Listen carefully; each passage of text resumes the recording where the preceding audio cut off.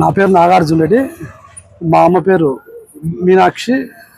మా అమ్మగారు 26వ division corporator. ఈ 5 సంవత్సరాల కాలంలో 26వ డివిజన్ ప్రజలు మమ్మల్ని ఎన్నుకోవడం జరిగింది.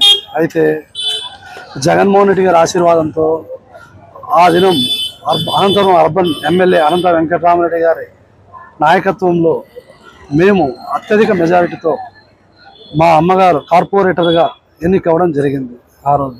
అయితే మేము ఎన్నికైనప్పటి నుంచి ఎన్నో అభివృద్ధి కార్యక్రమాలు చేశాము.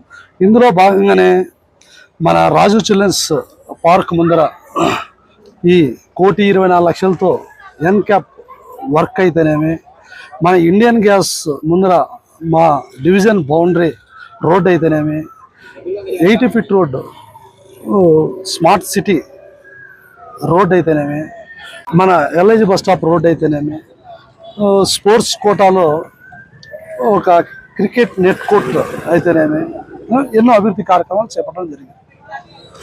అంతేకాకుండా సంక్షేమ పథకాలు కూడా మా డివిజన్ ప్రజలకు మేము సాయశక్తుల పనిచేసి అందుబాటులో ఉండి వారికి ప్రతిదీ చేదోడుగా వాదోడుగా ఇన్ని రోజులు ఉన్నాము.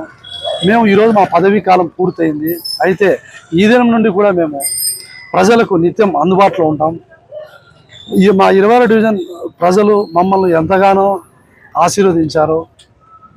మరియు అంతేకాకుండా మా మున్సిపాలిటీ అధికారులు అయితేనేమి, మా ఇంత అభివృద్ధి మేము చేశామంటే దానికి సహకారం మున్సిపల్ అధికారులు అయితేనేమి, మా నాయకులు అనంత వెంకటరామరెడ్డి గారు అయితేనేమి, మేము ఇన్ని కోట్లతో వర్క్ చేయగలిగినామంటే ఆ రోజు ఆయన అనంత వెంకటరామరెడ్డి గారి సహకారం ఉంది, జగన్మోహన్ రెడ్డి గారి సహకారం ఉంది. అందరి సహకారంతోనే మేము ఇంత అభివృద్ధి చేయడానికి వీలైంది.